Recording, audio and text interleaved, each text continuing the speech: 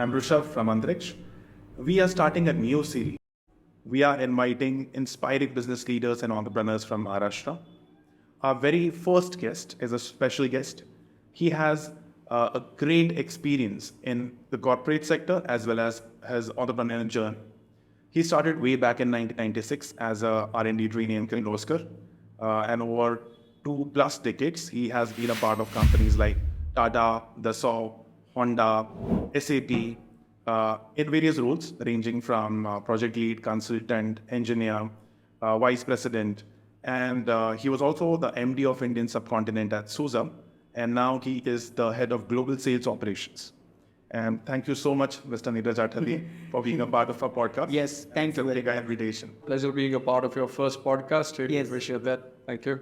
So I'll tell a story how we get connected. So I got connected because someone in my connection like his post on Lokmanya Tilak, and I thought, oh, someone at this stature is posting on LinkedIn about Lokmanya Tilak, I should get connected. And then using very old sales tactics, I coldly emailed it and very generously he agreed to have a 20 minutes call. And then we connected. First time we are meeting personally, and I thought so we are starting this podcast as a Maharashtra business leader from Maharashtra and entrepreneurs from Maharashtra. I thought Neeraj sir would be the first person that to come here, and so we are here. Thank you very much again. And so let's get started. Yeah. So what do you think about Maharashtra? Well, I think Maharashtra has a very significant role that it has played in the past, and I believe that we will play going forward. We are a bunch of people who have always been in the front. I think we've lost a little bit of energy in between, but now we are back. So we will see Maharashtra flaunting its colors a lot again, flexing its muscles a lot more than before going forward. Absolutely. What would be a one-word description for Maharashtra? If you had to choose only one word. I think warrior is one of the best words that I can think of. And you know why I got this? Because very recently we had Ganesh festival, and Yes. and a friend of mine has a Dol Tasha Pathak, so I got to know the whole concept of a Pathak and the tradition behind it, and Yes. where it started, and why do people even today spend money from their pockets to get those 50 people together. I think that's a brilliant tradition. Just one of the many examples of how we've always been warriors, and I am sure we'll see that in other colors too. What are your thoughts on the current business environment in Maharashtra? I think you'll be surprised to know that Pune continues to be a leader in startups as far as India is concerned. One of the leaders. I think while Bangalore and Gurgaon and Hyderabad do have a lot of action out of in India, Pune continues to be a large part of that. That's number one. Number two is I think we did lose a lot of businesses in the last some years, but I guess we have started seeing automotive is coming back to Maharashtra. We have got some big plans now that metros are coming up, infrastructure is growing. You will see a lot more companies coming back to Maharashtra. We've got a very vibrant leader now and a set of leaders now in the country, in the state. So I'm sure we'll see a lot more action. I know you only through the professional app like LinkedIn. So this podcast is to know your personal background as well. So why don't we start with your childhood? Where you have you spent? What was your schooling? So just would like to know about your personal life as well, especially how you started. Yeah. Yeah, sure. Yeah, so I mean, just like any other Punite, I also started here. My schooling was out of Pune. Yeah. I was in the same school almost till my 12th. Okay. I was always a sports-loving student. In school days, till my 10th, I was quite mediocre. But I guess 11th, 12th onwards, I started understanding the importance of getting better grades. So yeah, that was about me. And college, my engineering also I did out of Pune. So one question, your engineering is in IT or that's in mechanical? So I'm a mechanical engineer, and just like many other mechanical engineers who shifted careers Into IT. Yeah, IT. I also moved to IT. There was a point in time where I pivoted. So then again, so ask to one question, why did you chose to move to the IT? Right. So actually, if I see my own journey, I started as a R&D trainee in Kirloskar Oil Engines. Prior to that, for 1 year, I was a trainee in Tata Motors. Tata Motor. So after my Kirloskars, I got a chance to go to Delhi. Now, generally, a Puneite hates to leave. Yes. So I landed up going to Delhi and joined Honda Cars. I was one of the first 50 employees. I got a chance to be there when it was a flat, hot ground in Greater Noida, building that post plant, making the first few cars with our own hands, all with my friends, colleagues, team members. And you'll be surprised that a lot of the people there who work with me today are doing really well. But coming back, so I did my engineering kind of work at Honda. And after spending 2 years there at Honda, I came back to Pune. At that time, John Deere was setting up a plant. So exactly the same thing, just instead of a car, it was a tractor. So I joined John Deere, being a part of the same manufacturing team, flat ground, started the work, and very soon my manager there decided to move me into software. He said, we've got a big SAP implementation coming, and you've got L&D who's helping them deploy. Can you be a part of the IT team? And that's how I got introduced to the world of software. So physical plants to digital plants, that transformation happened at John Deere. It was never planned. So by accident. It was just by accident. And so one question regarding, like you said, the original Punekar, like I am also part of Pune. I never thought to go to Delhi and start there. So what would you advise? So how that going to Delhi decision has helped you? Yeah. Well, I think any Punekar needs to travel a lot. See, generally our folks have a habit of going to US. True. But now I think in 2023 onwards, you should think of going to Hyderabad, check that place out. It's phenomenal. Go to Gurgaon, go to Noida, go to Bangalore, go to Chennai. Travel a lot, because every time you travel, you get to see a different culture.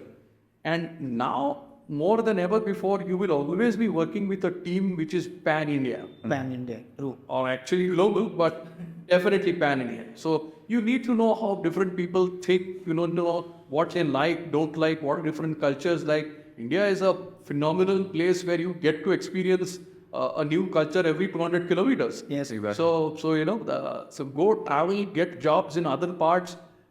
Yes, Pune can be a route. And if it has opportunities for you, yes, then it will be here. But travel as much as you can, as early in life as you can. And so one question again. So your boss just gave you an opportunity, just shift to the IT. Most of the new employee, they have this rigid mindset. Oh no, I am a mechanical guy, I won't go to the IT. Or IT person with say vice versa. So again, what was your thought process? Or you just took the chance? Yeah. So on hindsight, now I'm a little more intelligent, and I say that my decision was right. And I always recommend people to be open. I mean, if you see today, banks are behaving like retail. You've got automotive, which is behaving like telecom. So there are industries which are learning from each other. So be open. What you like to do in life. I always liked anything that was process driven. So mechanical was quite obvious, but so is software, interestingly. So in software, the way I grew up from being a consultant to an architect to a sales guy and on the way up was I always looked at the geography first. Okay. Because if you look at India, we are today hungry to grow. Yes. If you look at Germany, they are the little old population but innovative. If you look at America, currently going through its own set of challenges, was very innovative at one point, currently going through a phase which will pass, but every geography has a different requirement. So an automotive industry in India will behave differently from an automotive in Korea or in Singapore or in US. Right. So the first thing I looked at was geography. Then you look at industry in that geography. How is this industry behaving? Then you go one level higher. In this industry, which are the top 10 companies? And in those companies, what are the top 10 challenges? And in those top 10 challenges, what are the technologies that can solve those challenges? When you take that approach, and that's something a mechanical guy who has a more physical outlook is capable of connecting these two worlds. That's how I look at it. Of course, there are better ways of doing things, and software guys will always be better in their technologies. But I got a chance to learn software from this angle, and that's how I landed up here. Fantastic. Talking about your young age or growing years. So, like, what was your college days like? Did you participate in a lot of extracurricular activities? Then, how did that shape your upbringing? Yeah, I think one of the things my engineering college gave me was a chance to participate in a lot of extracurricular activities. So whether it was theater, whether it was those street plays, whether it was organizing shows, that helps a lot. I think a lot of our friends who are listening to this who are in college, if they are studying art, I would say give equal weightage to fitness and give equal weightage to extracurriculars, because to shape a person's personality, all these three play a big role. And when you have to go and face the real world, these are the things, a combination of these things really helps you grow. So a theater definitely helped me. I mean, I've faced customers in the toughest of situations, but if you still have to keep a pleasant face, theater can help you better. Or when you're trying to travel 5 days a week. I mean, for almost 25 years, I've traveled 4 to 5 days a week. Monday, Tuesday, Bombay, Wednesday, Thursday, Delhi, Friday, Ahmedabad, Indore, Calcutta, Gujarat. So I've traveled a lot. So if you're fit, you can do all of that. You can last longer. So apart from, just looking smart, if you do a lot of exercise, and I'm not saying I am, but apart from just looks, it helps you a lot in achieving your goals. So I think these two things my college certainly gave me a lot. A great combination indeed. Yes. I also keep talking about fitness. Fitness too. In young age, it feels like, okay, I can work 12 hours a week, 12 hours a day. It doesn't take a toll on me, but it will certainly. After 35, 40, the body will start speaking, yeah. Then only the physical fitness will keep you stay longer in the game. Fantastic. So since we talk about your young days and so schooling days, let's talk about how you got your first job, because it plays a very huge role, yeah. And that time in, I guess, 96, there were no Naukri.com, no online portals. So how did you get your first job? I don't think any of the guys watching your podcast would know that there was a piece of paper which only had advertisements in it called Ascent. And there was a Times of India, in fact, whether it was my Kirloskar job or when I even went to Honda, which was one of my second job. Yeah. So they had not even published that it was a Honda job. So they had said an automotive company setting up plant in India, and I just read that when I went for the interview.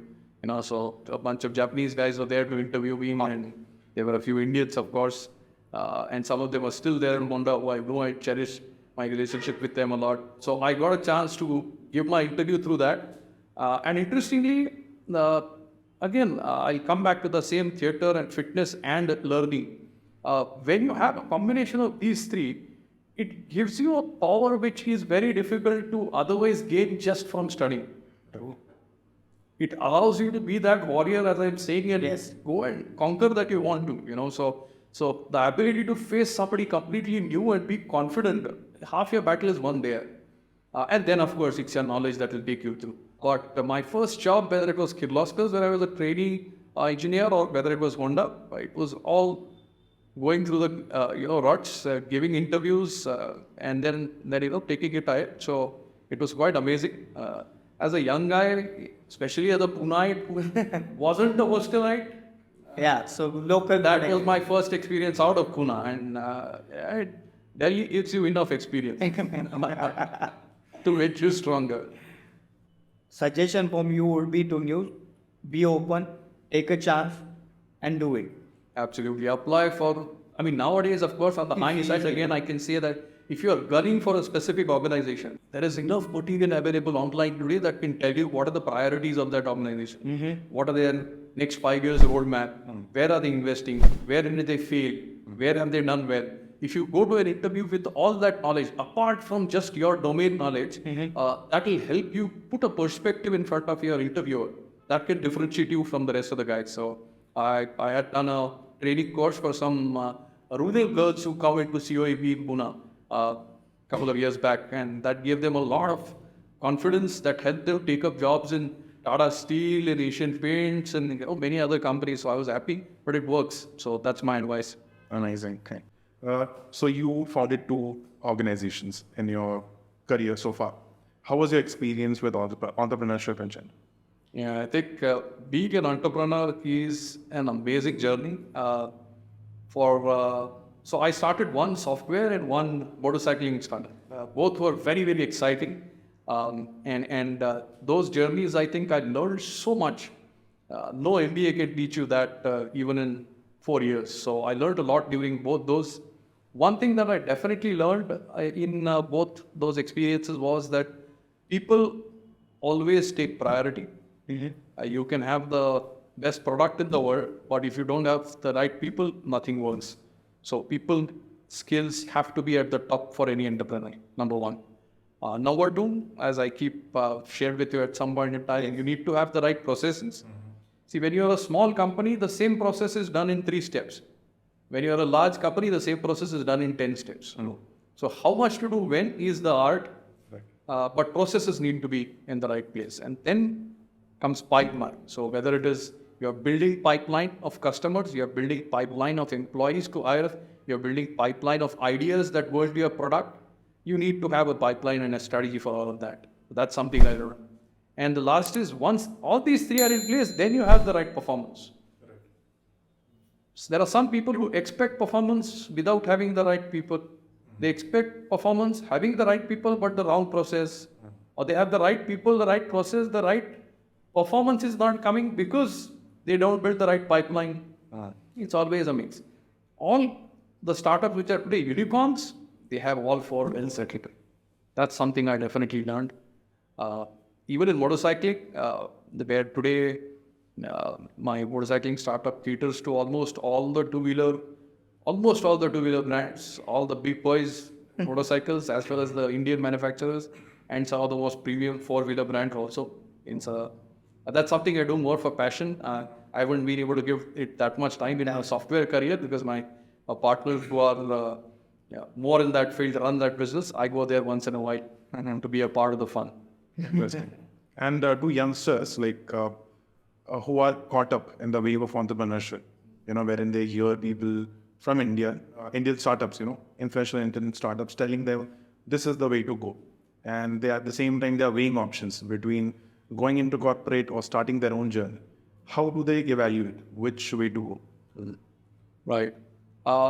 Again, this is, I'm not always comfortable giving a one-size-fits-all answer. Having said that, let me hazard a answer here. One thing that any entrepreneur's team, which is looking at should I go corporate or should I go have a startup, it's somewhat like something to do with behavior.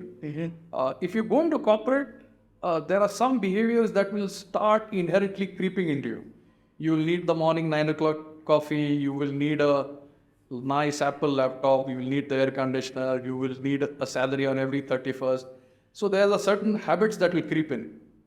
The other side of the coin is you know how a large organization works, you know what the best practices are, and you are able to learn from that and then adopt. So there are pros and cons to this, but behavior is something that is hard to change. I can assure you that.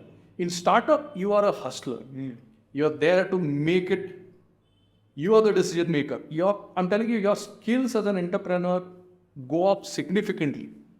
As a manager, as somebody who's willing to do new things, your skills go up multifold. So I would always recommend going for a startup. Yes, sometimes your financial conditions do overlay or may sometimes govern which decision you can take and when you can take it. So there are some who start with a job, get some capital, then they start. There are some who do a job and do this part-time, or they fund.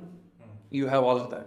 But one thing you should understand, in 2023 and beyond, at least for the next 20 years, we have an opportunity to carve out for India what nobody ever has. That is not going to happen from the standard names that we hear. These 5 companies can do everything. Sorry, those days are gone. It's now the startup guys who can come and they can make drones, they can make cars, they can make electric motorcycles, they can make anything they want. And they can challenge the biggest brands in town. So this is the right time. Actually, I wish I was 20 years old right now, because now is the time for startups. So don't hesitate. It's okay to fail. Yeah. It's okay to fail. When you fail, it's not you who has failed. The idea has failed. You are still successful because now you know that the idea has failed. So if you learn from it, you are a success. If you don't learn from it, then yes. Then it doesn't matter whether you're in corporate or here. Both ways, it's a lose-lose game. So I would say go be an entrepreneur. You did a corporate job and then went to entrepreneurship and then went to again corporate. So how this transition, or why did you take that decision? Right. Yeah. So I think I had a passion to create something new. I had a passion to build my own organization. So I became a part of this startup, did a lot of interesting things. What I found was I was called back into corporate to do something equally exciting. Wow. And very rarely do you get a chance to be a part of both the worlds. So I got a chance to go back into corporate and continue with that same journey. And again, it depends on the organization that you are joining. If the organization I work for a long time is a very entrepreneurial organization, it's a well-established name, but it allows you to experiment, it allows you to do new things. You should also have managers and global heads who allow you to experiment within the brand framework, of course. But I got a chance to, for example, start innovation labs in India when I went back to the corporate world. So I started a concept called I360, Innovation 360. Okay. Again, nothing new as a word. It's a quite well-used or well-abused word. But what I found was this organization had great solutions. It had a great number of customers in India. What was missing was connecting them with academia. And genuinely missing. Yes, there were training courses and other things. But what happens is, now for example, we've got artificial intelligence, machine learning, IoT.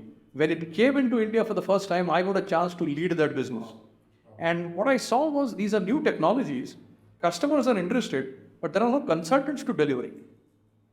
Now, if I'm a plumber, it's difficult for me to become an electrician overnight. But if I have not decided whether to be a plumber or an electrician and I'm taught how to be an electrician, I'm just as good as anybody else at a much better cost. So I got that opportunity to start a lab where I brought academia, industry and customers together. So the customers had demand, we had the technology. The college students said, we will give you ideas. And I am telling you, I worked with a fantastic engineering college in Pune as one of the innovation labs. We opened close to 35-40 labs across India with different educational institutions, which are well known. Especially the one in Pune that I worked with, the students did amazing. I mean, they came up with much more innovative ideas. When we took them in front of customers and some of my peers, they were stunned that, you've got a college guy who's not even got a degree, who's saying how to use this technology in an innovative way. It's all about use cases. And the young minds that many of who are watching this podcast, I'm sure you've got phenomenal ideas. So find out the innovation labs from Microsoft, Amazon, Google, SAP, Cisco, HP, Dell, Lenovo. I can go on for the next 1 hour. Everybody has innovation labs. They have programs which connect with academia. Go be a part of them. Submit your ideas. Do your own startup. Many of them have startup funds, venture funds. They can put money. Your college can give you some startup incubation. And get your journey started. So the reason I went into corporate and back was because I saw the boundaries were quite blurred, and it still allowed me to experiment and innovate. Correct. As you said, entrepreneurship is a thing that you should try out, right? At a young age, specifically. But there is no harm or no shame in failing at it. Only if you don't learn from it, then that's a loss. But the youth is so obsessed with instant success or instant gratification that if that idea fails, they don't know how to deal with it or how to take a few steps back. So what would be your advice on dealing with that kind of a situation? Right. See, failure is always the toughest part in a man's life, and now I would say you need to get used to failing multiple times. One of the things that India forgot to do was celebrate failures. Yeah. And as funny as this statement sounds, you will see that all large companies never tell you how many products failed. You only see those 2 or 3 products that succeeded. But behind that 2 or 3 products that have succeeded, there's a long tail of failures. So as a startup, or as a team that was in the startup, or as a group of founders who were in that startup who failed, rest assured that that failure in itself is a learning.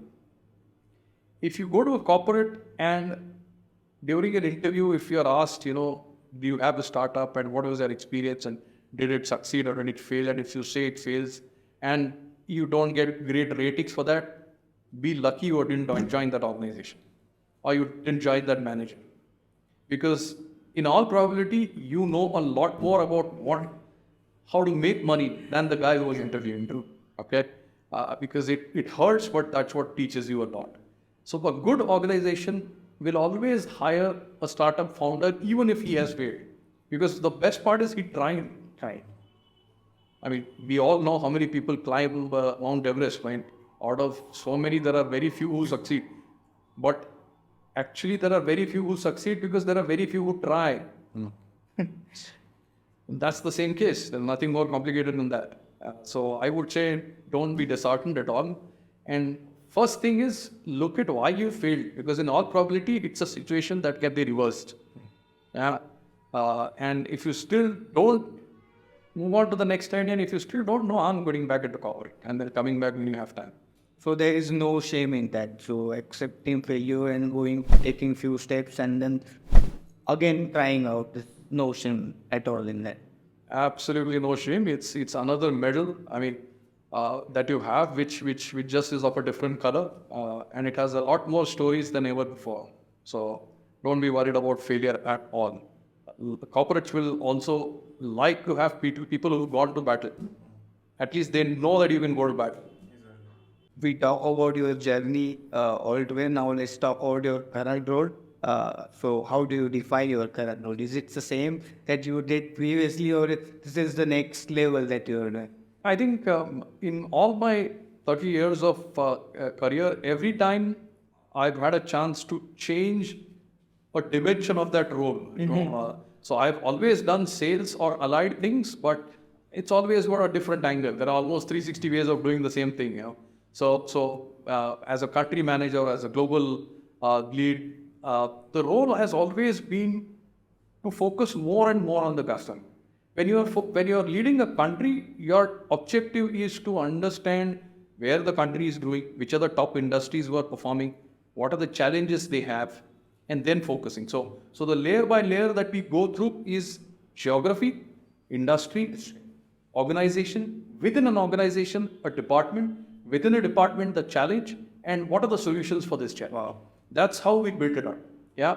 Doing this for a country, for example, in India, we've now got digital in India is amazing. Even US and Europe doesn't have the kind of digital we have. It's a brilliant time in India to get digital. Yeah. So companies who are digital are now slowly and steadily getting intelligent.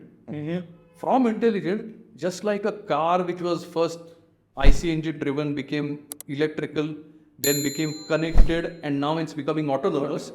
Even industries were first digital, then they were intelligent, now they are talking of getting autonomous. So can some of the decisions in a company be taken automatically without any human intervention? That's where it's going. So that's where a lot of these trends are. So as a salesperson, when I was looking at a country, my focus was, so what's India doing for digital? What are my customers doing in digital? Which countries are doing what in digital? How can I offer my solution for them? When you go global, the discussions are very different. The discussions are how are different territories behaving, what are their targets, how are their incentives? Because in India, a sales guy will do a deal of say 5 crores.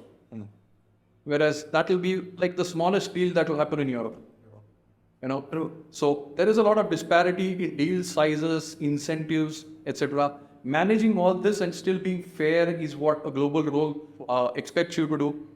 And whether it's this or any other role that I've done, it's either employee focused to make them successful, or it's about customers and making them successful. Both are well connected. So it's an interesting organization and great roles. So like we discussed, like you were talking about the companies or the products are getting digitalized, now intelligent, and this is happening in like suddenly. So ChatGPT is only 10 months year old. System just came out, but the progress is phenomenal. So how do you follow the trends? How do you get the knowledge? How do you? Where is that source? Yeah. Right.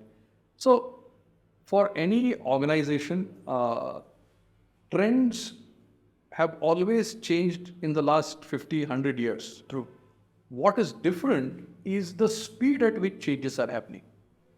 Earlier, changes used to come once in a year, then it became twice in a year.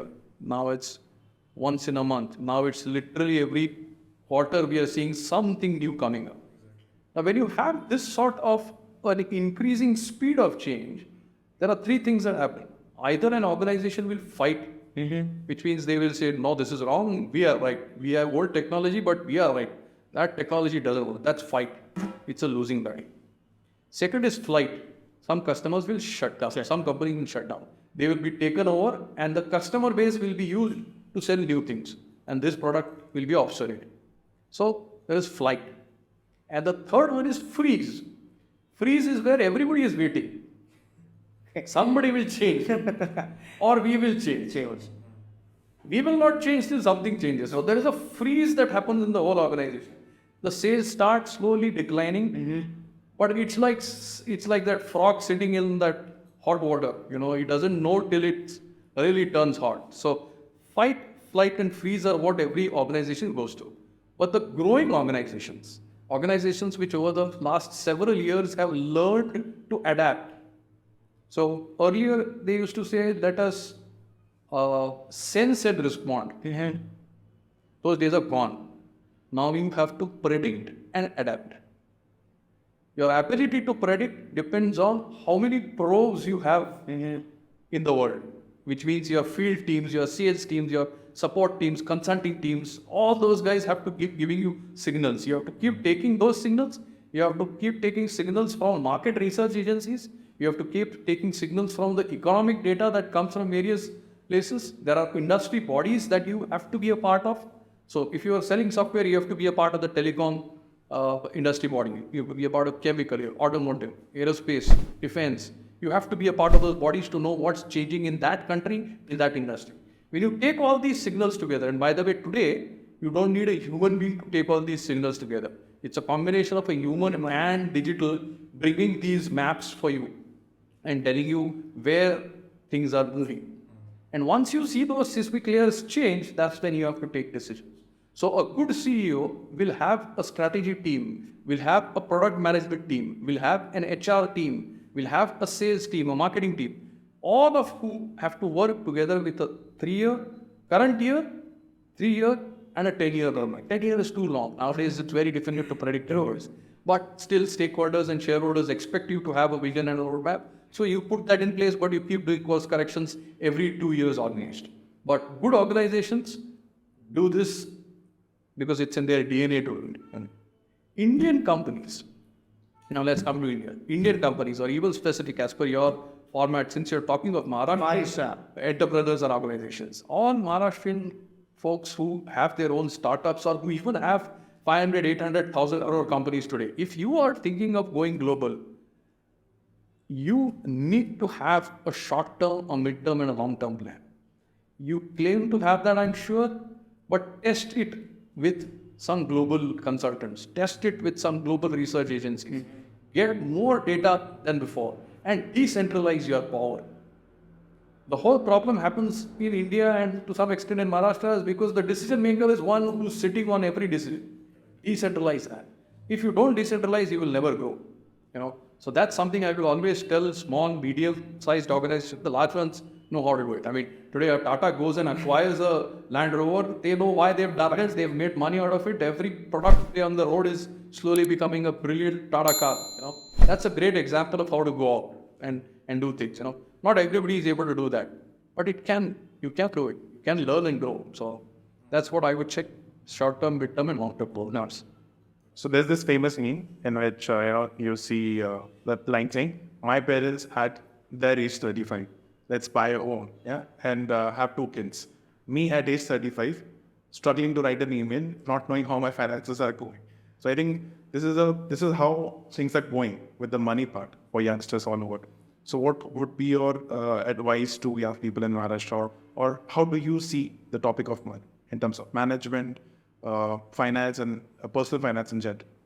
Yeah. So first thing is, not everybody will always be good at money or managing money rather. Yeah. Some people understand how it works, some people don't. The good part today is there are enough people to help you with this. Yeah. And yes, there will always be a sales guy you face, but you still have to go through the motion. If you've started earning money, I would say start investing early.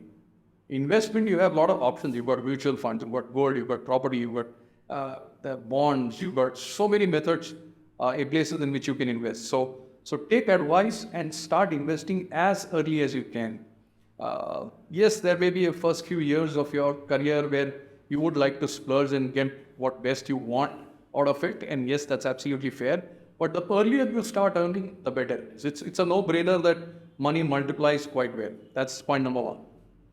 Point number two is try and hedge your risks. So don't just put everything in mutual funds, or don't just put everything in a property or everything in gold and things like that. Hedge your risks, understand how these instruments work, understand the trends in this, and there is enough digital content available for you to take that decision. If you're not able to take that decision on your own, I would strongly urge you to find somebody senior who's been there, done that, sit with him or her, share your financials with him or her very openly and ask them what they would do. Yeah, because not everybody has parents who are also well trained on managing money. Nowadays, you've got people coming from the rural parts of India into urban India, and they may not always have, they may be earning money, but they don't know how to save, So take professional advice or build a network, speak to somebody senior who's been there, done that, and ask those questions. These are what I would recommend. But start early, because that helps a lot. If you're going into startup, it's not about how much money you have put into that startup and, get that into thin air. It's, if your idea is good, then somebody is going to put money on it. One of my old managers always used to say, if innovation is anything that can sell, if it's innovation that can't be sold, it's not innovation.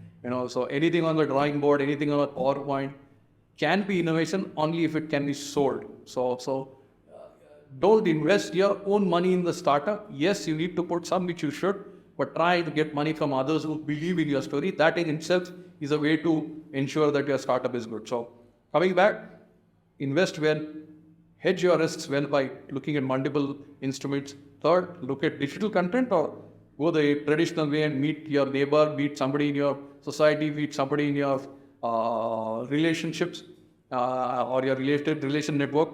We can help you with your finances, but do it early. We talk about invest early, but I had few discussion with my junior employees or friends. They want all in like just quick money. They want to be millionaire in 2 years.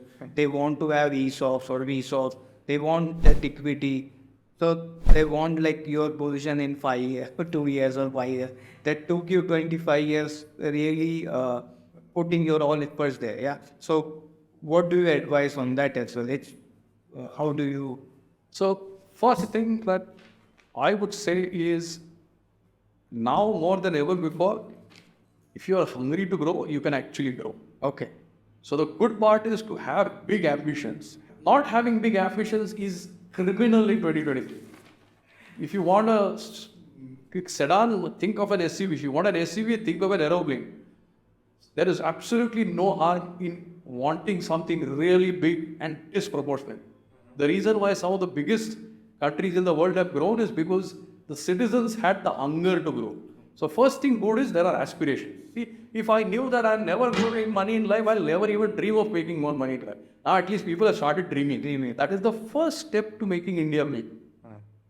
Yes, balance it out with good health, fitness, mindfulness, and all of that. That's important.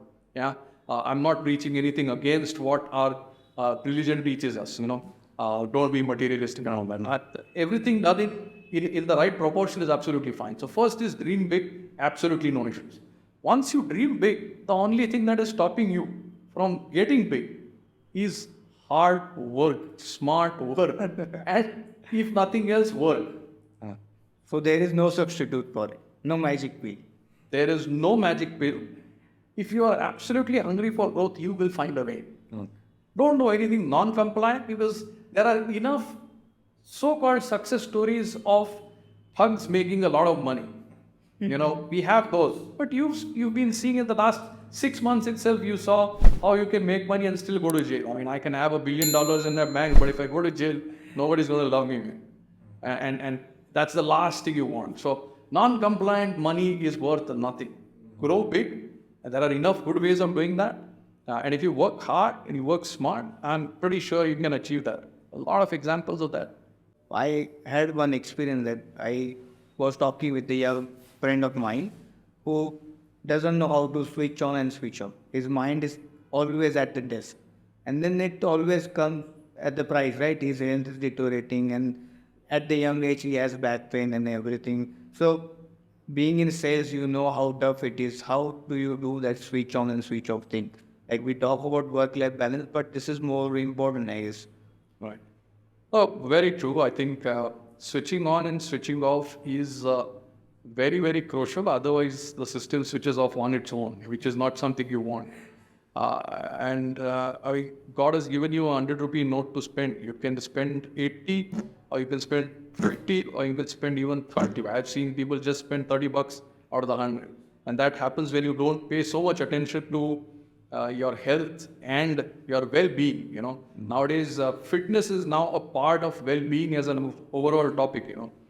So this has to do with, I think it has to do a lot with a self-assessment and self-worth. If an individual feels that he is important only when he's working, or he's out there to prove something and be accepted, then there are ways to get over this kind of a mindset. It's nothing wrong. It's always there. Many people who've not always seen success, and suddenly when they are appreciated because they are doing a great job, they kind of overdo it, and they burn out. Burn out is the right word. Yes. So I think burning out is a known phenomenon, and a good way, not the only way, but a good way to get over it is to define, as I said, your own mantra. For that, I think today we have got so much of digital content. You've got meditation applications, apps that are there. You've got many learned folks who are willing to tell you how to look at life. There are so many of those who, across all religions, you'll have people available that can tell you about a healthy and a peaceful living. So pick one of those. There are also some good ways which I can recommend, which is to be a part of a club, where you find a friend who can then help you do it. I mean, those of you watching this who ever have gone to a gym, if you've got a great physique, that's probably because you and your trainer, or you and your partner did a great job at lifting weights. So if you find a partner, either a life partner or a gym partner, then he or she can help you switch off. That's also a great way. But join a club. You can do photography, you can do cycling, you can do marathons. There are so many of these, which help you. And just like your work, which you've been overdoing, if you do a little bit of this extra, it helps a lot. I mean, the funny part is they say if you read stressed in one direction, it is deserts in the other. So you just have to flip, and it's like ice cream on the other side. So don't get stressed. You're better off with desserts than anything else. Less sugar, but fine. That's how it works. So This line is going into the teaser. Talking about your advice for young people and the youth of Maharashtra. So what we observe, at our level is there are different aspirations in different cities. Tier 1 has different aspirations. Tier 2, Tier 3, they have different aspirations. Rather the Maharashtrian dream version of us. So some are obsessed with government jobs. Some are obsessed with a particular idea of success. So what is your thought about how they should approach their career or way of life? I think some regions in Maharashtra are still not lucky enough to get the kind of exposure the rest of Maharashtra has. As a result, they don't get trained on skills that are relevant. They don't get exposure to newer opportunities. They don't even get an opportunity to apply for some of these things. And especially in rural Maharashtra, you will see that unless there is a success story, unless there's somebody in the village who's made it big, there is no queue. Typical queue is either for the Army, Navy, Air Force. Typical queue is for government jobs. Typical queue is for some specific type of work that happens. Nothing wrong in that, but I think with digital happening, there is an opportunity for even those who are in rural to look at building skills.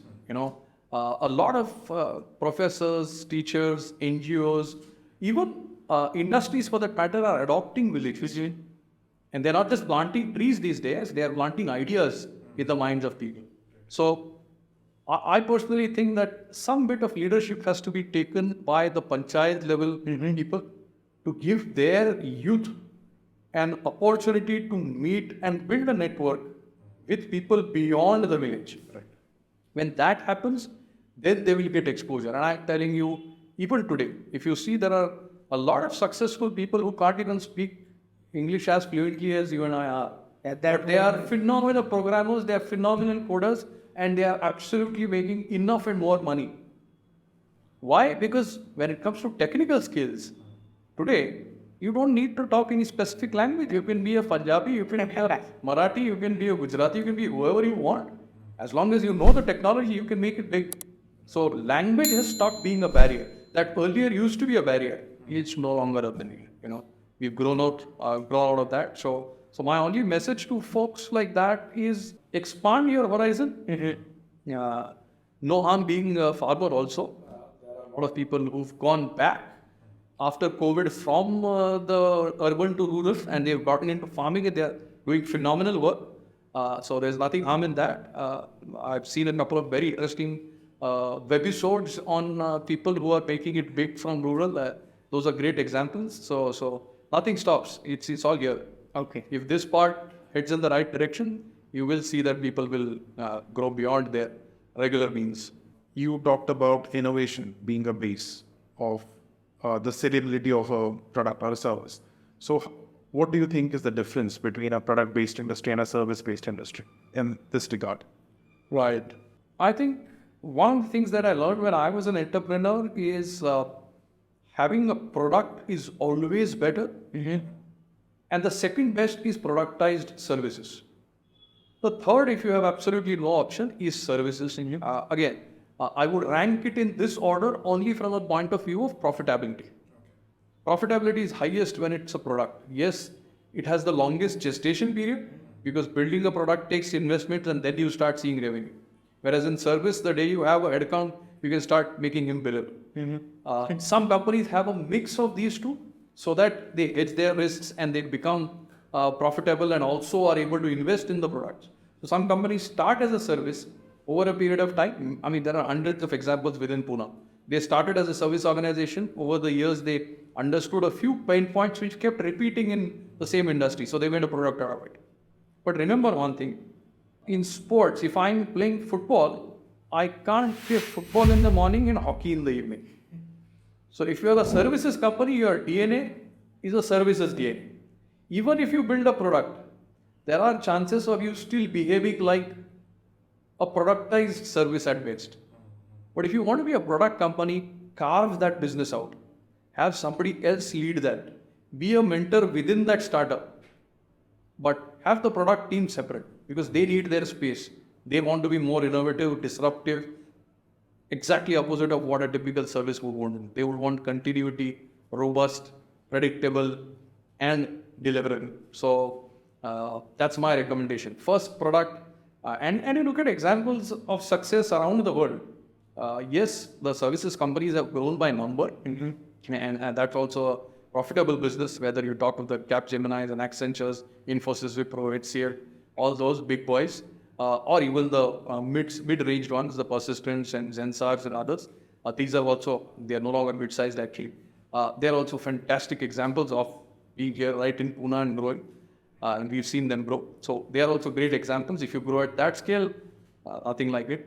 But if you're a startup, try and have a product idea that will just give you better profitability, better valuation, and then your car might come a little earlier than So one question that I have for you, that India has many universities, and every single year we have almost 6.5 million graduates every year, and they are hungry for job. They want to contribute.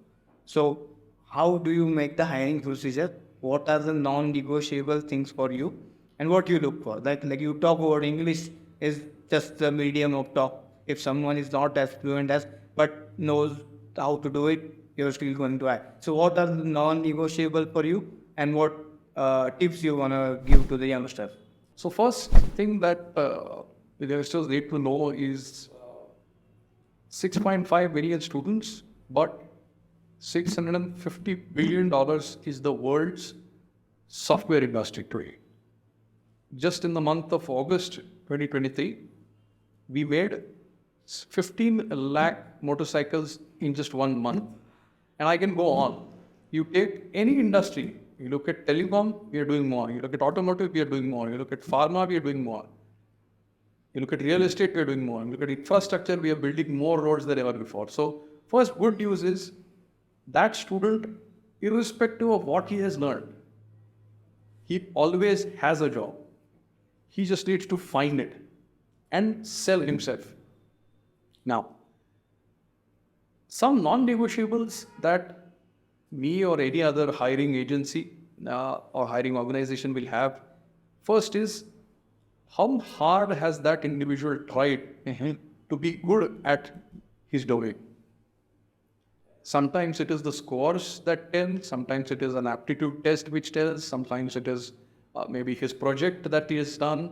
So whatever proves that he has put everything that he had in his heart to make that skill good is the first thing.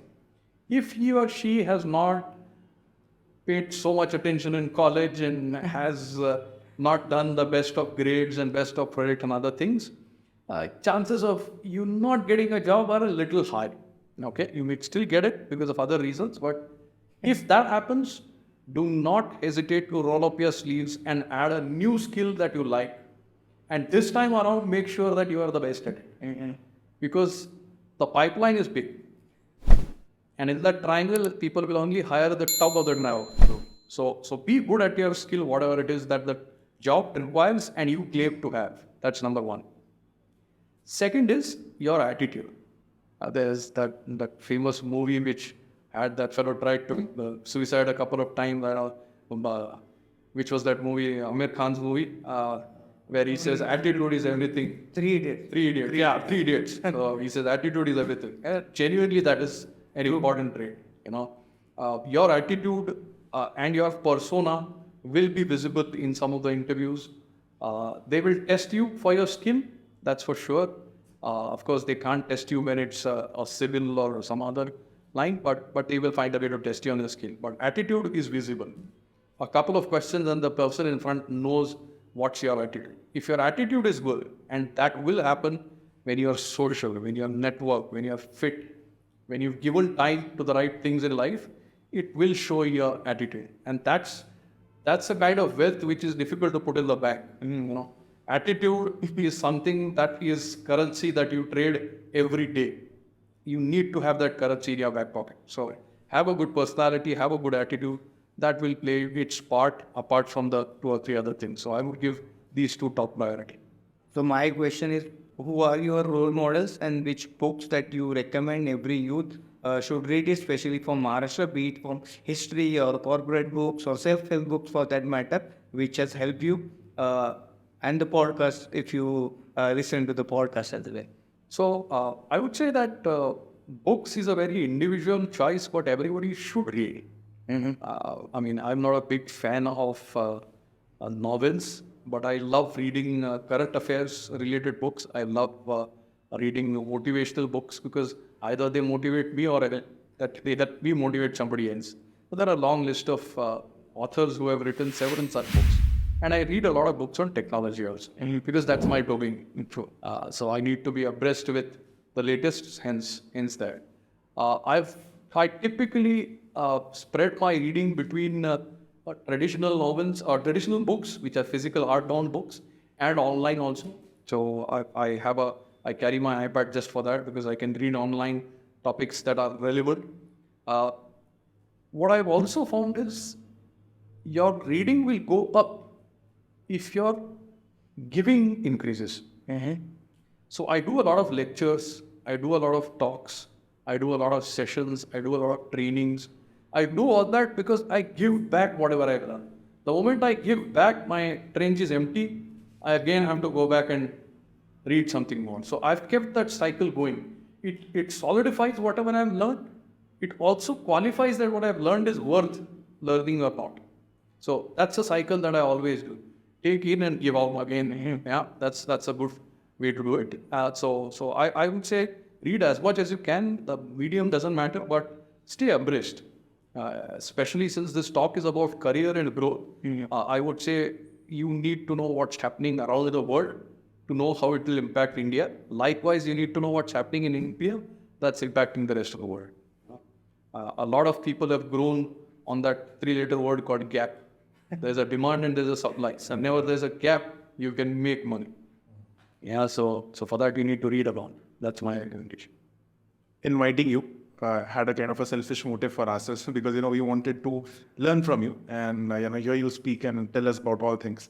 And we thought, why not broadcast for the youth specifically? Yeah. So everyone could gain insights from it.